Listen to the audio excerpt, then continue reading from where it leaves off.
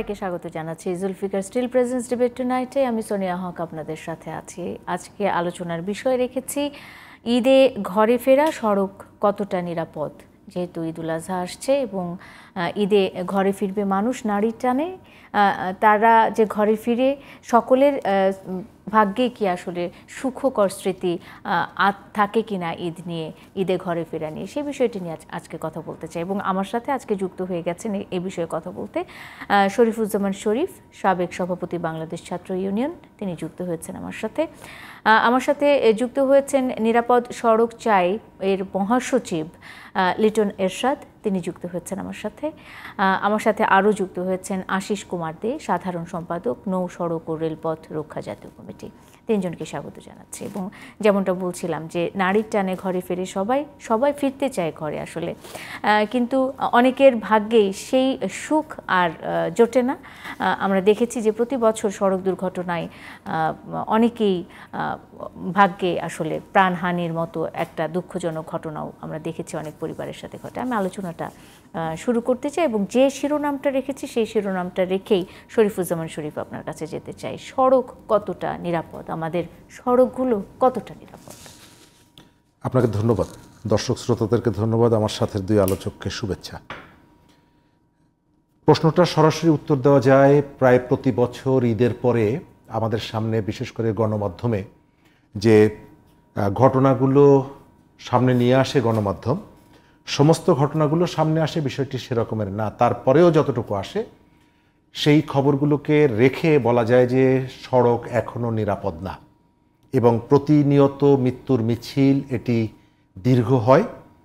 ঈদের সময় যেহেতু মানুষের যাতায়াতটা বাড়ে, বিপুল সংখ্যক মানুষ একসাথে রাস্তায় নামে পরিবারের সাথে দেখা করার জন্য, পরিবারের সাথে মিলিত হওয়ার জন্য আবার ফেরত আসে।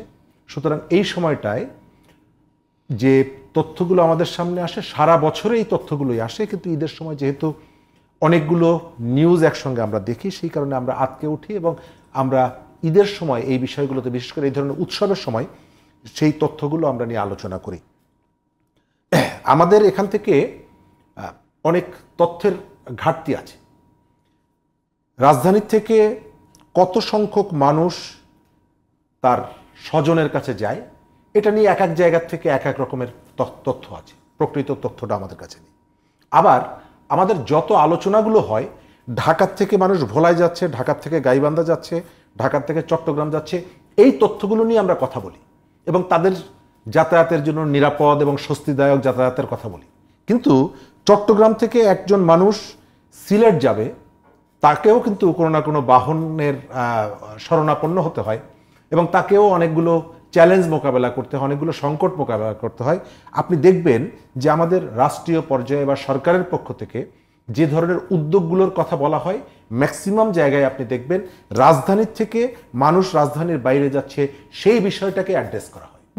ভোলার থেকে একজন মানুষ যে চট্টগ্রামে আসতে পারে এবং তার একই রকমের প্রবলেম সে ফেস করতে পারে, অথবা গাইবান্ধার থেকে একজন মানুষ রাজশাহীতে যাচ্ছে, তারও কতগুলো সমস্যা ফেস করতে হচ্ছে, কিন্তু সেই বিষয়গুলো নিয়ে আমরা কখনো কথা বলতে পারি না।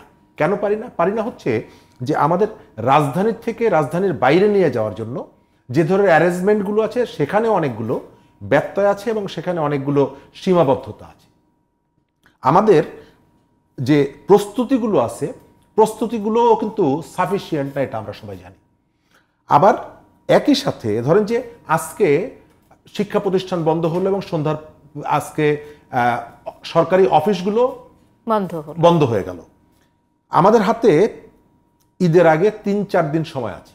আমি যদি ধরে নেই যে ঢাকা শহর থেকে 50 লাখ 70 লাখ মানুষ ঢাকা ত্যাগ করবে, তাহলে দেখবেন কালকে এবং পরশুদিন 2 দিন মিলে প্রায় 40-50 লাখ লোক এই সময়কালে ঢাকা শহর ত্যাগ করবে। একযোগে ঢাকা শহর থেকে 40 লাখ লোক, 20 লাখ 25 লাখ লোক একদিনে বেরিয়ে যাওয়ার মতো সেই ধরনের অ্যারেঞ্জমেন্ট কি আমাদের আছে? না। তারপরেও এই মানুষগুলো ছুটছে। কেন ছুটছে? এই মানুষগুলো অনেক পথে পথে বাড়তি ভাড়ার থেকে শুরু করে, দেরি করে গাড়ি ছাড়ার থেকে শুরু করে, ডাইরেক্ট সার্ভিসের কথা বলে লোকালে পরিণত করা, এরকমের অনেক প্রবলেম আছে। কিন্তু তারপরেও গভীর রাতে যখন বাড়ি ফিরে মাকে ডাক দেয় এবং মা যখন ঘরে বসে থাকে সন্তানের অপেক্ষায় এবং মায়ের সাথে যখন তার দেখাটা হয়, এই যে মানুষটা তার সমস্ত কষ্টগুলো ভুলে যায়, সমস্ত কষ্টগুলো ভুলে যায় প্রিয়জনের কাছে যখন যায়। কিন্তু আমাদের পলিসি মেকার যারা, আমি সীমাবদ্ধতার কথা বলছি এই কারণে, যে বিষয়গুলো নিয়ে আজকে আমরা এখানে কথা বললাম, আপনি যদি 5 বছর 6 বছর আগেও দেখেন এই একই প্রবলেম নিয়েও কিন্তু আমাদের কথা বলতে হচ্ছে। অর্থাৎ মানুষ অভিজ্ঞতার থেকে শেখার কথা, আমরা আমাদের অতীতের অভিজ্ঞতা থেকে শিখছি না, এবং আমরা কখনো কখনো কতগুলো সিদ্ধান্ত চাপিয়ে দিচ্ছি যেগুলো বাস্তবতা বিবর্জিত। শরীফ ভাই, আমি একটু যদি যুক্ত করি, এখন কিন্তু সড়কের যে মান সেটা কিন্তু ভালো হয়েছে, মানে সড়কগুলো পাকা হয়েছে, সড়কগুলো ভালো হয়েছে, যান চলাচলের উপযোগী হয়েছে, সংখ্যাও বেড়েছে। তারপরও কেন এই মানে নিরাপত্তার বিষয়টি নিয়ে আমরা এত চিন্তিত থাকি? আমি দুটো বিষয় বলবো। আমি লিটন ভাইয়ের সঙ্গে আরো একটা টেলিভিশনে ছিলাম, এটা নিয়ে আমরা কথা বলেছি। সড়কগুলোর মান বৃদ্ধির কারণে আমাদের এখানে গতিটা বেড়েছে, জীবনের গতিটা বেড়ে যায়। এর একটা ইকোনমিক আসপেক্ট আছে। ধরেন বাগেরহাট থেকে এখন ঢাকায় আসতে একটা বাস 3 থেকে 3.5 ঘন্টা সময় লাগে। তো এই যে বাসের ড্রাইভার, আর এর আগে 6 ঘন্টা 7 ঘন্টা 8 ঘন্টা, অর্থাৎ একদিনে সে একটার বেশি ট্রিপ দিতে পারতো না।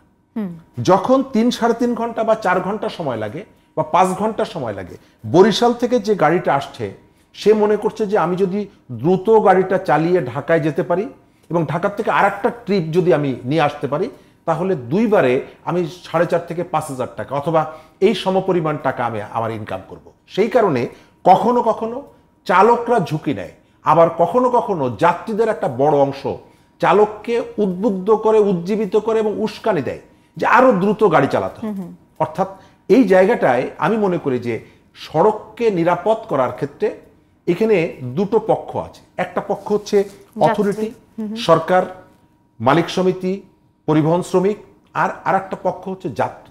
কিন্তু দুই পক্ষ যদি পরস্পরকে সহযোগিতা না করে তাহলে আপনার এই জায়গাটায় নিরাপদের ব্যবস্থা হয় না। আরেকটা জায়গা কি, আরেকটা জায়গা হচ্ছে যে গতির কথা বললাম।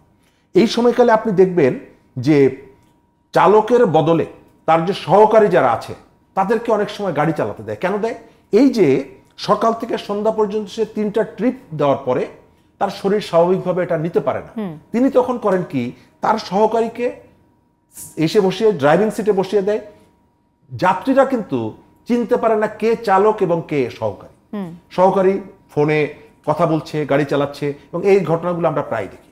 আর একটা জায়গায় আমার কাছে মনে হয় যে মাদকাসক্তর সংখ্যাটা অনেক বেড়েছে। আমরা প্রায়ই কিন্তু দেখছি যে চালকদের একটা বিরাট অংশ মাদকে জড়িয়ে গেছে, মাদকাসক্ত হয়ে পড়ছে। সুতরাং যখন একজন মানুষ মাদকাসক্ত হয়ে পড়ে, নিজের প্রতি নিজের কন্ট্রোলটা থাকে না। সেই কারণে এই সময়কালে আপনি দেখবেন যে এই বিষয়গুলো আলোচনায় আসছে। আর আমি এই জায়গার থেকে উত্তরণের উপায়টা মনে করি প্রথমত হচ্ছে, আপনি চাইলেই গত কয়েকদিন ধরে দেখছি যে ফিটনেসবিহীন কোনো গাড়ি আমরা শহরে চলতে দেব না। আমাদের সমস্ত সিদ্ধান্তগুলো হচ্ছে অ্যাডক ভিত্তিতে। ঈদ যখন আসে, এই ধরনের বড় উৎসব আসে, তখনই আমরা তাৎক্ষণিকভাবে চিন্তা করি। আমি শেষ করে দিব এই জায়গাটায়। 2021 সালের একটা হিসাব অনুযায়ী বাংলাদেশের সড়কগুলোতে প্রায় 4.5 লাখ ফিটনেসবিহীন গাড়ি চলে, বিভিন্ন ধরনের গাড়ি। আপনি চাইলেই কি সেই 4.5 লাখ গাড়িকে তুলে ফেলতে পারবেন? সেই সক্ষমতা আপনার আছে।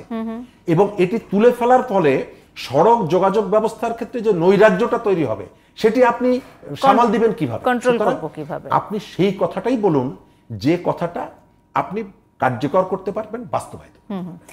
আমি শরীফ ভাই ফিরবো আপনার কাছে। আমি একটু জুমে চলে যেতে চাই। জুমে আমাদের একজন অতিথি আমাদের সাথে যুক্ত আছেন, মোহাম্মদ মিজানুর রহমান, বুয়েটের অধ্যাপক, তিনি আমাদের সাথে যুক্ত আছেন।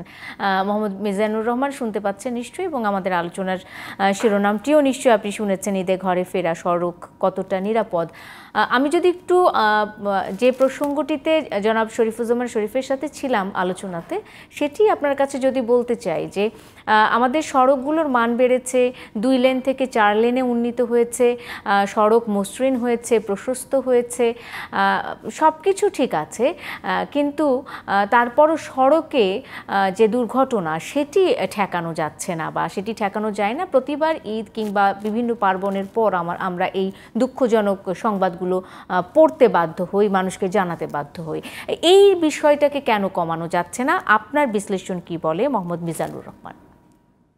জি, ধন্যবাদ আপনাকে। আসলে আহ, আমাদের আমাদের দেশে কেন, পৃথিবীর সব দেশেই সারা বছর ছোটখাটো দুর্ঘটনা, প্রাণহানি সেগুলো ঘটে থাকে। এবং আমরা যেহেতু আস্তে আস্তে ডেভেলপ কান্ট্রির দিকে যাচ্ছি, আমাদের দেশেও সড়ক দুর্ঘটনা আছে, প্রাণহানি আছে। কিন্তু আমরা যেটা লক্ষ্য করি যে আমাদের যে দুইটি ঈদ, এই দুইটি ঈদের সময়ে আমাকে কি শোনা যাচ্ছে? মোহাম্মদ মিজানুর রহমান, আপনাকে শুনতে পাচ্ছি। জি। এই দুইটি ঈদের সময় আমরা যেটি লক্ষ্য করি যে দুর্ঘটনার সংখ্যা বছরের অন্যান্য সময়ের চেয়ে আহ, বেশি হয়। এবং সেটি যদি আমরা বিশ্লেষণ করি, এবং অতীতেও বিশ্লেষণ হয়েছে, যেটি শরীফ ভাইও তার যে আলোচনায় সেখানে বলছিলেন যে ঈদের সময় আহ, যেই পরিমাণ আসলে যাত্রী ঢাকা শহর ত্যাগ করে, সেই পরিমাণ যাত্রীর আহ, বহন করার জন্য যেই আহ, যানবাহনের ব্যবস্থা, সেটি কিন্তু আমাদের যেই পরিবহন ব্যবস্থা আছে, সেটি আমরা সড়ক বলি, রেল বলি, এবং পানিপথ বলি, সবগুলো মিলে কিন্তু আমাদের সেই ক্যাপাসিটি নাই। যে কারণে তখন নানা ধরনের আপনার অনিয়ম হয়, পথে আপনার কনজেশন হয়। এবং সেই বেশিরভাগ ক্ষেত্রেই দেখা যায় যে ঢাকা থেকে বের হওয়া পর্যন্ত এই কনজেশনটা আপনার খুব বেশি থাকে। যখন ঢাকার থেকে বের হয়ে যায়, মহাসড়কগুলোতে আপনার চলে যায়, তখন কিন্তু সেই পথগুলো অনেক তখন তারা ড্রাইভার যারা থাকে তারা ফাঁকা পেয়ে যায়। এবং আহ, যখনই তারা তাদের যেই সময়টা আপনার এখানে ক্ষেপণ হয়েছে বা কালক্ষেপণ হয়েছে, সেটি তারা তাদের মধ্যে মেকআপ করার একটা মানসিকতা থাকে, এবং সেখান থেকে তারা গতি বাড়িয়ে সেটি পূরণ করার চেষ্টা করে। এবং এর ফলে যেটি দেখা যায় যে আপনার গতি যখন প্রত্যেকটা সড়কের জন্য নির্দিষ্ট একটা গতিসীমা আছে, সেই গতিসীমার উপরে যখন আপনার চলে যায়, তখন কিন্তু দুর্ঘটনার আহ, ঝুঁকি অনেক বেড়ে যায়। এবং আমাদের আহ, পর্যায়ক্রমে আহ, মহাসড়কগুলো আমরা ডিভাইডার দিয়ে আহ, চেষ্টা করছি আমরা এই যে যে দুর্ঘটনার ঝুঁকি সেটি কমিয়ে ফেলা, কিন্তু সারা দেশের সব মহাসড়ক গুলোতে কিন্তু সেটি সম্ভবপর হয়নি। এবং সেই সব জায়গাতে যখন আপনার এই ওভারটেকিং করতে যায়, এবং আমাদের সড়কের তো, মহাসড়ক গুলোর একটা ইউনিক নেচার আছে যে আমাদের স্থানীয় যে ভিকেল গুলো, সেই ভিকেল গুলো সেখানে চলে। এবং যখন একটা মহাসড়কে আপনার দ্রুত গতির ভিকেল এবং স্বল্প গতির যানবাহন চলাচল করবে, গতি ডিফারেন্স যখন থাকে, তখন কিন্তু দুর্ঘটনার আপনার আশঙ্কা বা ঝুঁকিটা কিন্তু আরো বেড়ে যায়। এবং আমরা যেটি দেখি যে এই যে স্বল্প গতির আহ, যে সকল আপনার যানবাহন আছে, এইগুলোই কিন্তু দুর্ঘটনার মধ্যে বেশি আপনার পড়ছে। ইদানিং আরেকটি এলিমেন্ট যেটি যুক্ত হয়েছে, আপনার মোটরসাইকেলের সংখ্যা কিন্তু আপনার সাংঘাতিক রকম হুম হুম।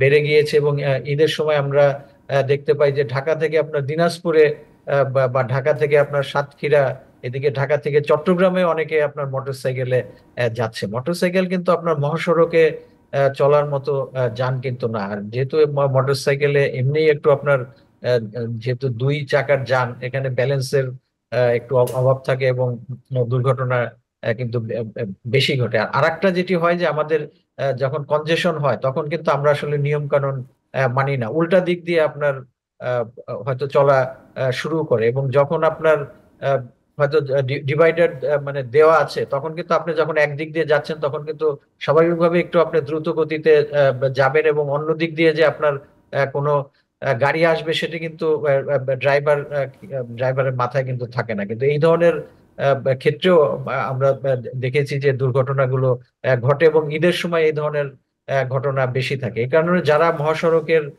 আপনার আইন শৃঙ্খলা রক্ষা করেন, যে মহাসড়কের যে পুলিশ আছে, তারা যদি এই এই সময় আপনার তাদের নজরদারিটা একটু বেশি রাখেন, তাহলে আমার মনে হয় যে আমরা এই যে দুর্ঘটনাগুলো ঘটে, ঈদে ঈদে মানুষ তাদের বাড়িতে যায় আসলে সবার আত্মীয় স্বজনের সাথে ঈদের আনন্দ ভাগাভাগি করার জন্য। কিন্তু যখন একটা পরিবারের কেউ এই সড়ক দুর্ঘটনায় আপনার মারা যায়, তখন কিন্তু সেই পরিবারের আর ঈদের আনন্দ থাকে না, তখন কিন্তু বিষাদে পরিণত বিষাদে হয়। পরিণত হয়। মোহাম্মদ মিজানুর রহমান, একটু জানতে চাই যে আপনি যে কারণগুলো বললেন, চালকের বেপরোয়া হয়ে ওঠার কথা বললেন, কিংবা সে কম সময়ের মধ্যে তার বেশি কাজটা পুষিয়ে নিতে চাই, এই বিষয়গুলো তো আছে। সড়কের অবকাঠামোগত নির্মাণের ক্ষেত্রে পরিকল্পনার কোনো অভাব রয়েছে কি বাংলাদেশে? মানে আমরা যে সড়কগুলো দেখছি উন্নত হচ্ছে, কিন্তু অবকাঠামোগত কোনো জায়গাতে কোনো কমতি থেকে যাচ্ছে, এমন কোনো বিষয় আছে কি যেটি আমরা জানি না?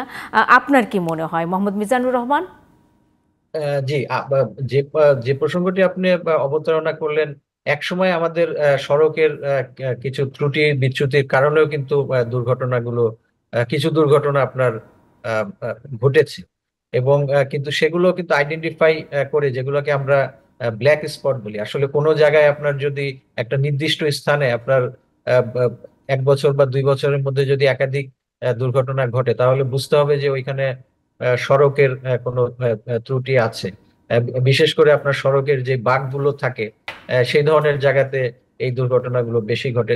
সেগুলো কিন্তু আপনার অনেক মহাসড়কে আইডেন্টিফাই করা হয়েছে ব্ল্যাক স্পট গুলো, এবং সেগুলো ট্রিটমেন্ট করে সেই ব্যবস্থাটা করা হয়েছে। কিন্তু নতুন যেই মহাসড়ক গুলো আপনার সংযুক্ত হচ্ছে, সেগুলো কিন্তু আপনার ডিজাইন গুলো ক্ষেত্রে এই সব বিষয়গুলো কিন্তু আপনার আগেই কনসিডারেশনে নিয়ে ডিজাইন করা হচ্ছে, এবং ইদানিং এটুকু হয়তো মোটা দাগে বলা যায় যে সড়কের ত্রুটির কারণে দুর্ঘটনার সংখ্যাটা তত বেশি নয়। তবুও আমরা হয়তো একদম মানে ওয়ার্ল্ড ক্লাস স্ট্যান্ডার্ড যেটি, সেটিতে হয়তো এখনো যেতে আমরা পারিনি, যেহেতু আমরা সব মহাসড়ক গুলো আমরা ডিভাইডার করে ফেলতে পারিনি। ডিভাইডার করে ফেললে কিন্তু আপনার যে মুখোমুখি যে দুর্ঘটনাগুলো হয়, মুখোমুখি সংঘর্ষ আমরা বলি, এবং যেগুলোতে প্রাণহানি খুব বেশি হয়, সেগুলো কিন্তু আপনার তখন ইকুয়েশনের বাইরে চলে যায়, এবং আমাদের অনেক মহাসড়ক গুলোতেই আমরা সেটি করতে পেরেছি, এবং এখন যে ডিজাইন গুলো হচ্ছে সেগুলো মোটামুটি আপনার ত্রুটিবিহীন ভাবেই করা হচ্ছে। অসংখ্য ধন্যবাদ মোহাম্মদ মিজানুর রহমান, আমাদের সাথে যুক্ত হওয়ার জন্য আপনাকে অসংখ্য ধন্যবাদ জানাতে চাই। আমি একটা বিরতি নিতে চাই, বিরতির সময় হয়ে গেছে। বিরতি থেকে ফিরে এসে আমার যার আরও অতিথিরা আছেন তাদের কাছ থেকে প্রশ্নের উত্তরগুলো জেনে নিতে চাই। আরও বেশ কিছু প্রশ্ন আছে। দর্শক থাকুন জুলফিকার স্টিল প্রেজেন্স ডিবেট টুনাইটের সাথে, ফিরছি এক্ষুনি। বিরতির পর স্বাগত আরেকবার। দেখছেন Zulfiqar steel presence debate tonight. আমি সোনিয়া হক আপনাদের সাথে আছি। সড়কের নিরাপত্তা নিয়ে আমরা কথা বলছিলাম। ঈদে ঘরে ফেরা সড়ক কতটা নিরাপদ, এই অংশে আমি যুক্ত করতে চাই লিটন এরশাদকে। তিনি মহাসচিব, নিরাপদ সড়ক চাই। জনাব লিটন এরশাদ, আমরা যতখানি জানি প্রতি বছর নিরাপদ সড়ক চাই, সড়কে নিরাপত্তার জন্য বহু প্রস্তাবনা, বহু পরামর্শ দিয়ে থাকেন সংশ্লিষ্ট কর্তৃপক্ষকে। আসলে সেই যে আপনারা প্রস্তাবনাগুলো দেন, এগুলো আদৌ কোনো সময় বাস্তবায়িত হয় কিনা, কিংবা আপনাদের সন্তুষ্টির কোনো জায়গা আছে কিনা, একটু যদি জেনে নিতে পারতাম আপনার কাছে, জনাব লিটন এরশাদ। ধন্যবাদ সোনিয়া হক আপনাকে। জিটিভির মাধ্যমে দেশবাসীকে ঈদের অগ্রিম শুভেচ্ছা। পাশাপাশি এই প্রত্যাশাটুকু করতে চাই যে এইবার ঈদে আমরা অন্তত পক্ষে কোনো দুর্ঘটনা বা কোনো রকম বিয়োগান্তক ঘটনা শুনবো না। আমরা সুখকর স্মৃতি নিয়ে এবার ঈদের পরবর্তী দিনগুলো আলোচনা করতে চাই। কিন্তু সে আশাবাদের জায়গাগুলোতে গিয়ে আপনার যে প্রশ্নের জায়গায় আমাদের হোঁচট খেতে হচ্ছে বারবার। আমরা হতাশ নই, আবার যে সম্পূর্ণরূপে আমাদের যে প্রস্তাবনাগুলো গিয়েছে সেইখান থেকে যে কিছুটা পজিটিভ হয়নি তাও না। তো জায়গাগুলো যদি পজিটিভ হয়, যে প্রস্তাবনাগুলো পাস হয়েছে, যে বিষয়গুলো উঠে এসেছে, সেগুলোকে যথাযথভাবে আবার বাস্তবায়ন করা এবং মনিটরিং করা এবং সেটাকে ধরে রাখা, অর্জনকে ধরে রাখা, এই জায়গাগুলোতে যে সমন্বয় এবং মনিটরিংয়ের অভাবের কারণে অনেক প্রস্তাবনা গৃহীত হওয়ার পরও সেটার সুফলতা আমরা যারা আছি দেশবাসী তারা পায়নি। চ্যালেঞ্জের কথা আসে, আমরা চ্যালেঞ্জ নেই, চ্যালেঞ্জের কথা বলি, ঝুঁকির কথা বলি, সড়কের অবকাঠামোর কথা বলি, আইনের কথা বলি, আইন শৃঙ্খলা রক্ষাকারী বাহিনীর কথা বলি, কিন্তু প্রস্তুতির জায়গাগুলোতে আমাদের এক ধরনের উন্নাসিকতা এবং এটাকে কি বলবো আমি, একটা গ্যাপ থেকে যাচ্ছে, উদাসীন। আপনার যেমন ধরেন ফিটনেস বিহীন গাড়ি, এটা আমার কথা বাদ দেন, আমরা রাজপথে আন্দোলন করি বা কোনো কিছু করি, আমরা টকশোতে এসে কথা বলি, আপনারা যারা গণমাধ্যম কর্মী আছেন বা আপনারা কতবার শুনতেছেন, প্রশাসনের কাছেও শুনতেছেন, সাধারণ মানুষের কাছেও শুনতেছেন, ইভেন যারা বুদ্ধিজীবী সবাই বলছে, কিন্তু সেই ফিটনেসবিহীন গাড়িগুলো কি সড়ক থেকে উঠে গেছে? উঠতে পারেনি। তো এই যে জায়গায় আমরা প্রস্তাবনা দিয়েছি সড়কে ফিটনেসবিহীন গাড়ি চলতে পারবে না, কিন্তু সড়কে ফিটনেসবিহীন গাড়ি চলছে। আমরা প্রস্তাবনা দিয়েছি নসিমন করিমন ভটভটি চলতে পারবে না। অনেক জায়গায় সেটা নিয়ন্ত্রিত হয়েছে, অনেক জায়গায় নিয়ন্ত্রিত হয়নি। সেটা কেন হয়নি? আমি বলবো রাজনৈতিক চাপের কারণে, অন্য কোনো না। প্রশাসন সেই জায়গাগুলোতে অসহায়। আমরা বলেছি রাস্তাগুলোকে উন্নত করতে, 4 লেনে রূপান্তর করতে। রাস্তা যখন উন্নত করবেন, 4 লেন করবেন, সে রাস্তা যারা ব্যবহার করবে তাদেরকে কি সেভাবে তৈরি করেছেন? তাদেরকে সেভাবে কি প্রশিক্ষণ দিয়েছেন? সে প্রশিক্ষণের অভাবটা রয়ে গেছে। তা আপনি রাস্তা 4 লেন, 6 লেন, এক্সপ্রেসওয়ে অনেক কিছু তৈরি করছেন, কিন্তু যারা ইউজ করছে তাদেরকে আপনারা সেভাবে তৈরি করার জায়গাটাতে হাত দিচ্ছেন না। এখন তারপরে আছে আপনার পরিবহন সেক্টর। পরিবহন সেক্টরটাকে শুদ্ধতার জায়গায় আনার জন্য আমরা বারবার বলি, আপনারা দেখেন গত 30 বছর যদি আপনি পেছন থেকে ঘাটতে যান, পরিবহন সেক্টরের নেতৃত্বের জায়গাটা কোনো বদল হয় না। এই বদল না হওয়ার কারণে আমি মনে করি জবাবদিহিতা নেই। বদল হলো চরিত্রের বদল হয় না, চরিত্রের বদল হয় না, এবং জবাবদিহিতা নেই। এই জবাবদিহিতা কে করবে? সরকার করবে। এটা তো সাধারণ মানুষ করতে পারবে না। তারপরেও আমি আরেকটা জায়গায় একটু খুব হতাশ, সেটা হলো আমরা যারা আছি, আমরা যারা জনগণ, আমরা যারা আমজনতা, আমরাও আসলে সচেতন নই। এই সচেতনতার কথাও আমরা বলে থাকি। আপনি দেখেন, আমরা কিন্তু জানি যে এখানে যারা আলোচক প্রত্যেকে বলতেছে ঈদে বাড়ি ফিরবে, দুর্ঘটনার একটা আশঙ্কা থেকে যাচ্ছে, নানা রকম হচ্ছে। তারপরে কিন্তু মানুষগুলো বাড়ির পথে ছুটছেই তো ছুটছে, থামছে না। আমরা কি নিজেদেরকে মানে একটু নিবৃত করতে পারি না? সচেতন হতে পারি না? গেলাম না 2টো ঈদ, 4টা ঈদ, দেখি না কি পরিস্থিতি দাঁড়ায়। সেই জায়গাগুলোতে আমাদের আবেগকে আমরা প্রচণ্ড রকমভাবে প্রাধান্য দিয়ে থাকি। আবেগকে প্রাধান্য দিলে বিপদ ঘটবেই। না, আমি একটু দ্বিমত পোষণ করতে চাই এবং আপনার কাছে আপনার মতামতটা অবশ্যই জানতে চাই লিটন এরশাদ সাহেব। আমার কাছে মনে হয় যে এই যে আবেগকে প্রশ্রয় দেওয়া, সারা বছর যে গার্মেন্টস শ্রমিকটি কাজ করে তার পরিবারের সাথে ঈদ করতে যাওয়ার জন্য, মানে বছরে একটা দিন তারা ভালোভাবে কাটাবে এই জন্যই, তাই না? সেক্ষেত্রে গার্মেন্টস মালিক যারা আছে তাদেরকে কিন্তু এক ধরনের নির্দেশনা দেওয়া আছে, নির্দিষ্ট সময়ে ছুটি, নির্দিষ্ট সময়ে বেতন, তারা তো সেটা প্রোভাইড করে না। আচ্ছা, আপনি শুধুমাত্র একটা সেক্টরের কথা বললেন, গার্মেন্টস, এবং এটা এখন আমাদের দেশের বৃহৎ একটা সেক্টর। আপনি গণমাধ্যম কর্মী হিসাবে আজকে মাননীয় প্রধানমন্ত্রীর কার্যালয়ে 14টা নির্দেশনা দেখেছেন। 14টা নির্দেশনায় এফবিসিসিআই এবং বিজিএমইএকে প্রধানমন্ত্রীর কার্যালয় থেকে একটা নির্দেশনা দেওয়া হয়েছে যে ছুটি দেওয়ার ক্ষেত্রে 8 পিস করে দেওয়ার জন্য। তো 8 পিসটা মানে প্রধানমন্ত্রীর কার্যালয়তে কিন্তু নির্দেশনা গেছে, এটা বাস্তবায়ন করবে কারা? এফবিসিসিআই, বিজিএমই নেতৃবৃন্দ আর ফ্যাক্টরি মালিকরা। কিন্তু মনিটরিং করবে কে? লোকাল প্রশাসন আর আইন শৃঙ্খলা রক্ষাকারী বাহিনী। তা এখন এই আবেগকে প্রাধান্য দিতে গিয়ে আমি গার্মেন্টস শ্রমিকদের, সারা বছর তারা কাজ করতেছে, যাচ্ছে, তারা একটা খোলা ট্রাকে করে ছুটি পেল, একসাথে খোলা ট্রাকে করে যাচ্ছে।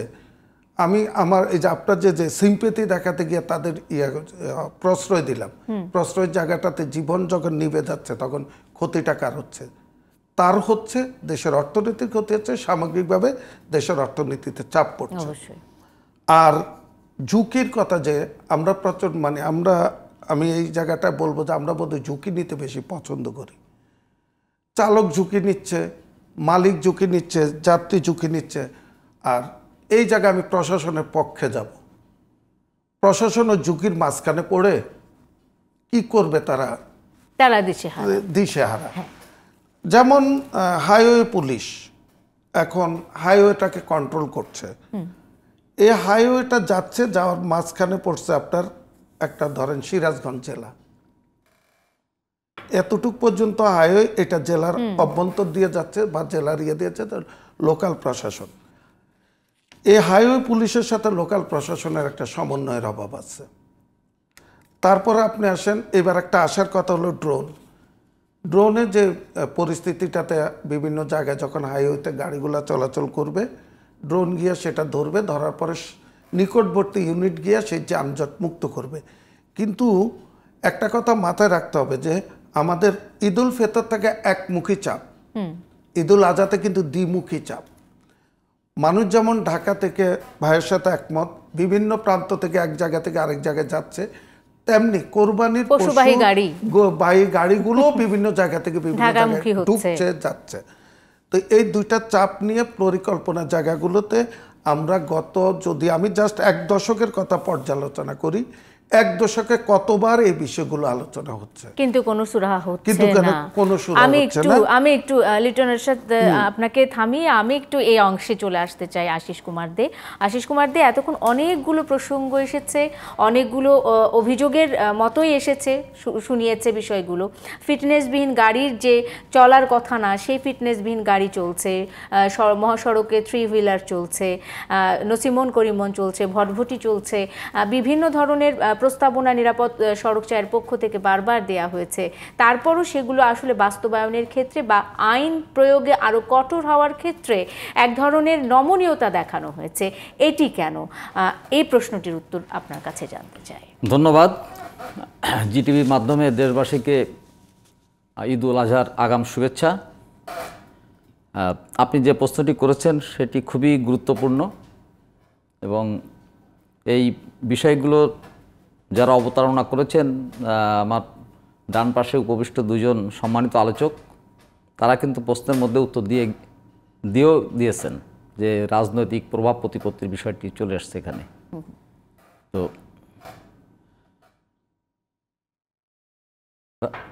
কোনো সমস্যাই, জাতীয় পর্যায়ের কোনো সমস্যাই সমাধান হবে না যতক্ষণ পর্যন্ত রাজনৈতিক সদিচ্ছার প্রতিফলন না ঘটে। তো আমাদের দেশে সব ক্ষেত্রে দেখা যায় অনিয়মের সঙ্গে রাজনৈতিক প্রভাবশালীরা জড়িত। আমি কোনো সুনির্দিষ্ট দলের কথা বলছি না, রাজনৈতিকভাবে যারা প্রভাবশালী তারাই বিভিন্ন অনিয়মের সঙ্গে জড়িত। যেমন হাইওয়ে পুলিশ কিন্তু ইতিমধ্যে জানিয়ে দিয়েছে যে তাদের 125টা হাট আর কি, গরুর হাট তাদের মহাসড়ক সংলগ্ন করা হয়েছে। এগুলো মহাসড়কে যাতে কোনো প্রভাব না ফেলে সেজন্য প্রয়োজনীয় ব্যবস্থা গ্রহণ করতে সংশ্লিষ্ট কর্তৃপক্ষকে, সংশ্লিষ্ট প্রশাসনকে তারা অনুরোধ জানিয়েছিল। কিন্তু হাইওয়ের পাশের সেই হাটগুলো কিন্তু আছে। তো এই গরুর হাট বা পশুর হাট কারা ইজারা পায়? যারা রাজনৈতিকভাবে প্রভাবশালী তারাই পায়। এর সঙ্গে স্থানীয় জনপ্রতিনিধিরাও কোনো কোনো জায়গায় পরোক্ষভাবে, কোনো কোনো জায়গায় প্রত্যক্ষভাবে যুক্ত থাকেন।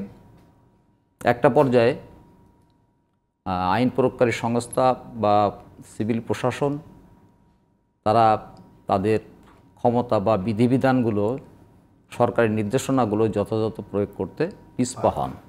এটা তাদের পরবর্তীতে নানা রকম হয়রানি হতে পারে, শাস্তিমূলক বদলি হতে পারে, যেটা হয়ে থাকে আর কি। এই সমস্ত কারণে সরকারি নির্দেশনাগুলো যথাযথভাবে বাস্তবায়ন হয় না। এখন আমি বলি, আমি আমার অনুস প্রতিম শরীফের একটি প্রশ্নবোধক বক্তব্য দিয়ে শুরু করি। সে বলছে যে ঢাকা থেকে কত মানুষ ঈদে যায়, বাড়িতে যায়, তার কোনো সঠিক পরিসংখ্যান নেই। তার বক্তব্য সঠিক পরিসংখ্যান নেই, এটা সঠিক পরিসংখ্যান আছে। নৌ সড়ক ও রেলপথ রক্ষা জাতীয় কমিটি এবং গণমাধ্যম কর্মীদের সংগঠন shipping and communication reporters from SCRA কয়েক বছর, এই সংগঠন দুটি কয়েক বছর জরিপ চালিয়ে মোটামুটি একটি পরিসংখ্যান দাঁড় করিয়েছে। সেটি হলো বৃহত্তর ঢাকা অঞ্চল থেকে ঈদে 1,60,00,000 মানুষ ঢাকা ছাড়ে। হ্যাঁ, 1,50,00,000 থেকে 1,60,00,000 মানুষ ঢাকা ছাড়ে। তো যদি আমি 1,50,00,000 কথা 1.5 কোটি ধরি, সেই হিসেবে ঢাকা থেকে সড়ক পথে যায় আগে যেত 55%, এখন সড়ক পথে যায় 60%। পদ্মা ব্রিজ হওয়ার পরে আগে নৌপথে যেত 25%, এখন যাচ্ছে 15%। রেলপথে আগে যেত 20%, এখন রেলপথে 5% বৃদ্ধি পেয়েছে। আমাদের দেশের অভ্যন্তরীণ যে যোগাযোগ অবকাঠামো, নৌ, সড়ক এবং রেলপথ মিলিয়ে, সেই অবকাঠামোতে কিন্তু শুধুমাত্র সড়কের উপর নির্ভরশীল হয়ে থাকলে কখনোই সুশৃঙ্খল পরিবহন ব্যবস্থা গড়ে উঠবে না। এই যে 1,60,00,000 বা 50,00,000 মানুষ, একমুখী মানুষ ঢাকা অঞ্চল ছেড়ে যাচ্ছে, তাদেরকে নিরাপদে পৌঁছে দেওয়ার সক্ষমতা আমাদের কিন্তু 3 পরিবহন সেক্টরে সম্মিলিতভাবে নেই। আবার এটাও ঠিক, যেহেতু আমাদের পরিবহন ব্যবস্থা এখন একমাত্র রেল ছাড়া অন্য পরিবহন ব্যবস্থা সড়ক বা নৌ প্রাইভেট সেক্টরের উপর নির্ভরশীল। আমাদের রাষ্ট্রীয় যে সেবা সংস্থা, যেটা বাণিজ্যিক সংস্থাও বটে, বিআরটিসিকে পঙ্গু করে রাখা হয়েছে। বিআরটিসি সার্ভিস ঠিক মতো পাওয়া যায় না। আমাদের ব্রিটিশ আমল থেকে যে ঐতিহ্যবাহী স্টিমার সার্ভিস বা রকেট সার্ভিস বলা হয়, আমাদের সেই রকেট সার্ভিস নাই। রাষ্ট্রীয়ভাবে কোনো নৌপথে কোনো বাহন নাই। এবছর সম্ভবত 3টি রকেট বা স্টিমার ঈদ উপলক্ষে সার্ভিস দেওয়ার কথা সরকারের পক্ষ থেকে জানানো হয়েছে। আদৌ সেই সার্ভিসটা কতটা জনস্বার্থ সংশ্লিষ্ট হবে বা আরামদায়ক হবে, সেটা যাত্রীদের কাছ থেকে পরবর্তীতে শোনা যাবে। কিন্তু আমাদের এই যে বিআরটিসিকে কেন শক্তিশালী করা হচ্ছে না, কেন গতিশীল করা হচ্ছে না, অথচ প্রতি বছর বা কয়েক বছর পর পর বিআরটিসির বহরে যুক্ত করার অজুহাতে বিদেশ থেকে গাড়ি আমদানি করা হয়। সে গাড়ি আমদানির পর সেই গাড়িগুলো ব্যক্তি মালিকানা ইজারা দিয়ে দেওয়া হয়। পরবর্তীতে দেখা যায় কি, ওই গাড়িটি যখন নষ্ট হয়ে যায় বা কোনো ধরনের ত্রুটি দেখা দেয়, যারা ইজারা নেন তারা কিন্তু বিআরটিসির ডিপোতে ওটা পাঠায় দেন, তারা আর ওইটাকে রিপেয়ার করেন না। আবার বিআরটিসি কর্তৃপক্ষ কিন্তু ওই পুরানো গাড়িগুলো বা ত্রুটি ধরা পড়ে পরবর্তীতে বা চলাচলের পর যে কোনো কারণে সমস্যা দেখা দেয়, এইগুলো মানে রিপেয়ারের পরিবর্তে তারা নতুন প্রকল্প অর্থাৎ নতুন গাড়ি ক্রয়ের প্রকল্প নিতে বেশি আগ্রহী হন। কেন হন সে কথা আর বলার অপেক্ষা রাখে না। এর পেছনে অন্য রকমের হয়তো স্বার্থ, মানে অদৃশ্য স্বার্থ তাদের কাজ করে। অথচ একটি গাড়ি যখন আমদানি করা হয়, মানে চায়না হোক বা থাইল্যান্ড হোক, যে দেশ থেকে আনা হোক না বা ভারত থেকে আনা হোক না কেন, তখন যে কোম্পানির কাছ থেকে গাড়ি কেনা হবে তখন কিন্তু তাদের সঙ্গে একটা এগ্রিমেন্ট থাকে যে এই গাড়িটার আমার ইকোনমিক লাইফ টাইম এত বছর, এটা এত বছরের ওয়ারেন্টি, এই ওয়ারেন্টির পিরিয়ড যতদিন থাকবে ততদিন যদি কোনো সমস্যা হয় তারা ওই কোম্পানি আমাদেরকে সেটা রিপেয়ার করে দিতে বাধ্য। তো কিন্তু এই প্রক্রিয়াগুলো পরবর্তীতে আমরা দেখি না। কেন বিআরটিসির সার্ভিসকে শক্তিশালী করা হচ্ছে না, এবং শক্তিশালী না করার ক্ষেত্রে যেটা হচ্ছে, বেসরকারি বাস মালিকরা এই ঈদের সময় গলা কাটা ভাড়া আদায় করছে। বিভিন্ন জায়গায় খোঁজ নিয়ে আমরা জানতে পেরেছি যে লং রুটে, ঢাকা থেকে লং রুটে বাস সার্ভিসগুলো অতিরিক্ত ভাড়া আদায় করছে। আপনি কাউন্টারে ভাড়া আদায় করা হচ্ছে, আবার অনেক ক্ষেত্রে দেখা যাচ্ছে যে কাউন্টার থেকে বলা হচ্ছে যে 20 গ্রামের টিকিট নাই, কিন্তু পাশে দালাল আছে, তারা বলছে ঠিক আছে 1000 টাকা ভাড়া, আপনি 1500 টাকা দেন, 1800 টাকা দেন, আপনাকে আমি টিকিট ব্যবস্থা করে দিচ্ছি। কিন্তু এইটা কিন্তু ঠেকাতে পারছে না।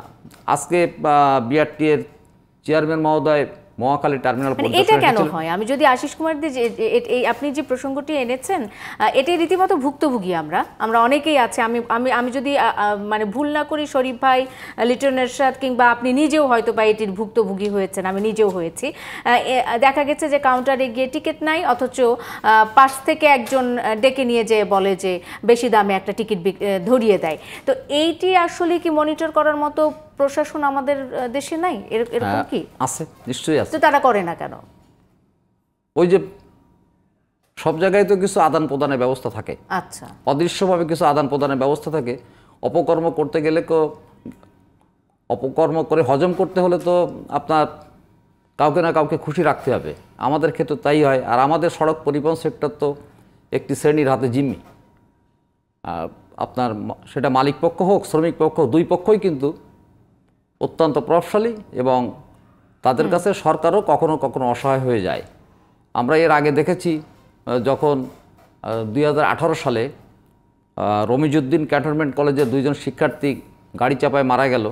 মারা যাওয়ার পর সারা দেশে যে শিক্ষাঙ্গনগুলোতে তীব্র আন্দোলন গড়ে উঠল সড়ক নিরাপত্তার দাবিতে, তারপর কিন্তু মানে সড়ক পরিবহন আইনকে সংশোধন করে নতুন আইন পাশ করা হলো। জাতীয় সংসদে সেই আইন পাশ হওয়ার পরে রাষ্ট্রপতির সম্মতি স্বাক্ষরের মধ্য দিয়ে সেই বিলটি আইনে রূপান্তরিত হলো, কিন্তু দুর্ভাগ্যজনক সেই আইনটি কিন্তু এখনো ইমপ্লিমেন্ট হয়নি।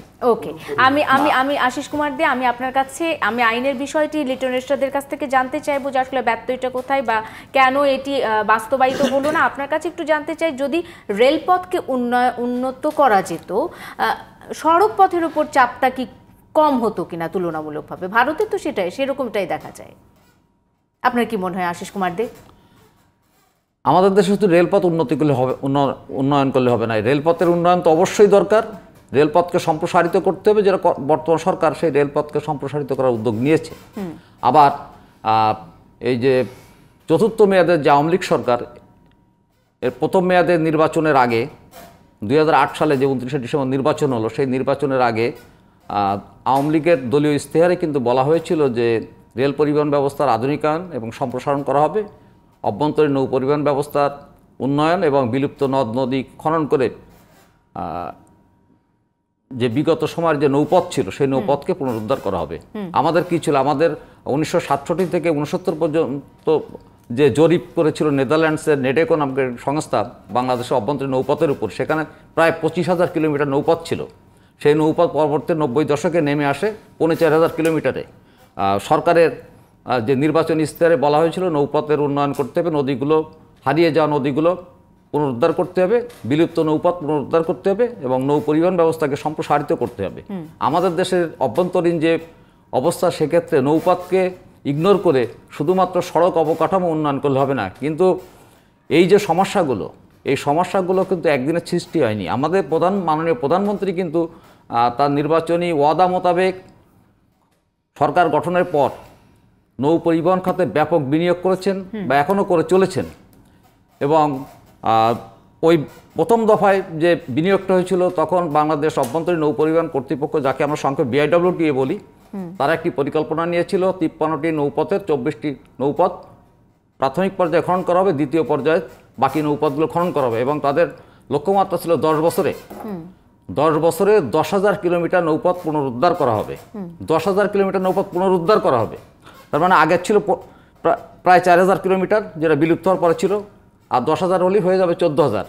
কিন্তু 10 বছর তো দূরের কথা, এই 15 বছরে উদ্ধার হয়েছে সব মিলিয়ে 1,003 কিলোমিটার নৌপথ। তা এই যদি হয় আমাদের উন্নয়ন কর্মকাণ্ডে গতি, তাহলে আমরা কি করব? শস্যের মধ্যে যদি ভূত থাকে, সেই শস্য দিয়ে তো ভূত তাড়ানো যাবে না। অসংখ্য ধন্যবাদ আশিস কুমার দে আপনাকে। আমি একটু চলে যেতে চাই লিটন এরশাদ আপনার কাছে। আইনের কথা বলা হয়েছে, আইন প্রয়োগের ক্ষেত্রে আসলে আমাদের সমস্যাটা কোথায়, এবং যে আইনটি আছে সেটি এখন পর্যন্ত বাস্তবায়ন কিংবা প্রয়োগের কথাও আশিস কুমার দে বলছিলেন। এই মানে সংকটটা কেন তৈরি হলো? আইনের কঠোর প্রয়োগটা কেন করা হচ্ছে না, করা যাচ্ছে না? গুরুত্বপূর্ণ একটা প্রশ্ন। আমাদের আইনটি কি নাম? সড়ক পরিবহন আইন।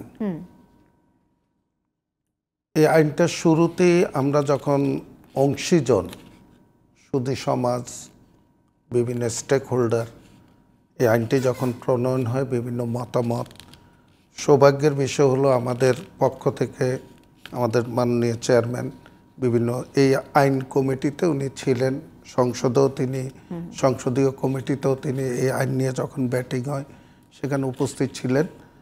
তো একটা মানে আমি বলবো যে জনতার কণ্ঠস্বর হিসাবে সবার পক্ষ থেকে এই আইনটার কথা বলা হয়েছিল যে সড়ক পরিবহন ও সড়ক নিরাপত্তা আইন।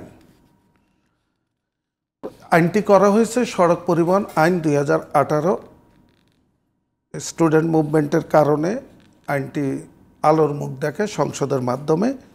এখন এই আইনগুলো বাস্তবায়নের ক্ষেত্রে কতগুলো জায়গা আছে, এই জায়গাগুলো নিয়ে আমরা আসলে ভাবি নাই। আমরা বলে যাই যে আইন প্রয়োগের ক্ষেত্রে প্রশাসন কতটা আন্তরিক। প্রথম কথা হলো আইনটা পাশ হয়েছে, বিল আকারে পাশ হয়েছে, রাষ্ট্রপতি স্বাক্ষর করেছেন, এটা আইনে পরিণত হয়েছে। এটা কি বিধিমালা হয়েছিল? এখানে একটা শাস্তির বিধান উল্লেখ করা ছিল, কিন্তু সেই শাস্তির মাত্রার জায়গাগুলো যেগুলো বিধি দ্বারা নিয়ন্ত্রিত হয়, সেই বিধিটা শেষ পর্যন্ত প্রণীত হয়েছে গত বছর 2023 সালে 18 to 23। এই বিধিমালা প্রণয়ন করতে 5 বছর লেগেছে। তাহলে আইনের পুরোপুরি প্রয়োগটা কিভাবে হবে? এটা গেল 1 নাম্বার। 2 নাম্বার, যাক এটা এই সংকটটা আমরা কাটিয়ে উঠেছি, সরকারের আন্তরিকতা, বিভিন্ন মহল থেকে বিধিমালা আমরা পেয়েছি। এখন হলো যে আইনটিকে কার্যকর করতে গেলে প্রথমে কারা কার্যকর করবে? আইন শৃঙ্খলা রক্ষাকারী বাহিনী। আইন শৃঙ্খলা রক্ষাকারী বাহিনী পূর্ববর্তী আইনের তাদের যে সরঞ্জামাদি, তাদের যে প্রশিক্ষণ, তাদের যে বিষয়গুলো ছিল, সেটা নতুন করে যখন এই আইনটি এলো তখন এটার কিন্তু তাদেরকেও প্রশিক্ষণের একটা ব্যাপার ছিল, তৈরি করার একটা ব্যাপার ছিল। এই জায়গাগুলো তো একটা গ্যাপ ছিল। এরপরে আশিসদার সাথে বলতে পারি যে ওই যে পরিবহন সেক্টরের, আমি শব্দটা এভাবে বলবো যে যারা এই পরিবহন সেক্টরটাকে নেড়ে চেড়ে হৃষ্টপুষ্ট হয়েছেন, তাদের একটা থাবা এই আইনটাকে চেপে ধরেছিল কিছু ভুল ব্যাখ্যা দিয়ে। মানে পরিবহন শ্রমিকদের মাঝে বলা হয়েছিল যে তাদেরকে যে তোমাদের ফাঁসি দেওয়া হবে। আমাদের আইনে কিন্তু এই ধরনের কোনো বিধান ধারা নেই। সেখানে বলা আছে যে অ্যাক্সিডেন্টের ধরন, আপনি এখন ইচ্ছা করে যে আশিসদার উপর গাড়ি উঠিয়ে দিবেন, তো এটা তো হত্যা, এটা তো হত্যা মামলাই হবে, এটা তো অ্যাক্সিডেন্ট না, রোড ক্র্যাশ না। ধরন অনুযায়ী তদন্তে যদি প্রমাণিত হয় এটা ইন্টেনশনালি কেউ কাউকে খুন করেছে, খুন করার মানুষ এই কাজটি করেছে, সেক্ষেত্রে কোর্টে গিয়ে, আদালতে গিয়ে এটা ধারা পরিবর্তিত হয়ে 302 ধারায় গিয়ে এবং অজামিনযোগ্য হবে। এই যে কথাটা আইনে উল্লেখ করা আছে, এইটাকেই তারা শুরুতে নিয়ে এসেছে। এসে পরিবহন শ্রমিকদেরকে এক ধরনের খেপিয়ে দেওয়া হলো। তারা ধর্মঘট, ওই যে কথাটা বলা হলো যে সরকারের চেয়ে তারা বেশি শক্তিশালী করে আইনটাকে এক ধরনের অকার্যকর করে রেখেছিল। কিন্তু আইনকে অকার্যকর করে রাখলে তো হবে না, এটার একটা জবাবদিহিতা আছে। আমরা যেহেতু উন্নয়নশীল একটা দেশ, বিভিন্ন দেশের সাথে আমাদের নানা রকম আছে, উন্নয়ন কর্মকাণ্ডের আমরা অংশীদার, তারা আমাদের অংশীদার। সেই জায়গাগুলোতে গিয়ে এই চাপটার থেকে বের করে আনার জন্য আইনটাকে, এই চাপের কাছে আমি বলবো সরকার নতি স্বীকার করে একটা কমিটি করে আইনটাকে কিছুটা ঘষা মাজা করে সংশোধন করে আবার নতুন করে সংসদে পাশ করা হয়েছে। আমরা পেয়েছি সড়ক পরিবহন আইন। সেখানে নিরাপত্তার যে ব্যাপারটা, সড়ক নিরাপত্তার ব্যাপারটা পুরোপুরি অনুপস্থিত, শুধু অনুপস্থিত, ফাঁকফোকরের জায়গাটাই বোধহয় এটা বোধহয়। এখন সড়ক আপনারা বারবার বলছেন যে ঈদ যাত্রা কতটা নিরাপদ, সড়ক নিরাপত্তাই নাই, আপনি ঈদ যাত্রা নিরাপত্তা হবে? ধন্যবাদ লিটন এরশাদ। তবে আমি একটু ইনফরমেশন আপনাকে দিতে চাই, সরকার এই জায়গাতে এই বছর এসে অনুধাবন করতে পেরেছে। সড়ক নিরাপত্তা আইন প্রণয়নের একটা প্রক্রিয়া চলছে এবং আশা করি আমরা বলতে পারি যে এই জায়গাটা একটা আইন আমরা অচিরেই পাবো। অবশ্যই পাবো। আমি একটু চলে যেতে চাই শেষটুকু, শরীফুজ্জামান শরীফ, আপনার কাছ থেকে জেনে যেতে চাই সংকট উত্তরণের উপায় আপনার কাছে কি মনে হয়? আইনের অবশ্যই একটা নতুন আইন কিংবা সড়ক নিরাপত্তা আইনে নিশ্চয়ই এর সমাধান হতে পারে। আপনার কি মনে হয় শরীফ ভাই? খুব সংক্ষেপে একটু জেনে যেতে চাই আপনার কাছে। প্রথম জায়গাটা হচ্ছে যে আমরা এখানে যেটা আলোচনা করছি যে এই যে সামনে ঈদ, এই সময়টা, সুতরাং আমি এই পেরিফেরির মধ্যে থাকতে চাই। আমরা দুইজন আলোচকের কথা শুনলাম, আমাদের দীর্ঘ এই পথ পাড়ি দিতে কি কি করণীয়, এটা অনেক দূরবর্তী কতগুলো বিষয়। এই মুহূর্তে আমরা যে আলোচনাগুলো করেছি সব থেকে গুরুত্বপূর্ণ হচ্ছে অতিরিক্ত ভাড়া আদায় করা হচ্ছে। সরকারের সংশ্লিষ্ট যে সমস্ত জায়গাগুলো আছে জেলা পর্যায়ে, সরকার যদি চায় তার যে নির্ধারিত ভাড়া, সেই ভাড়ায় যাতে যাত্রীরা যাতায়াত করতে পারে সেটি এনশিওর করতে পারে, যদি জেলা পর্যায়ে মোবাইল কোর্টগুলো এবং পুরো হাইওয়েতে যে সমস্ত জায়গায় পুলিশ তারা যদি পরীক্ষা করে।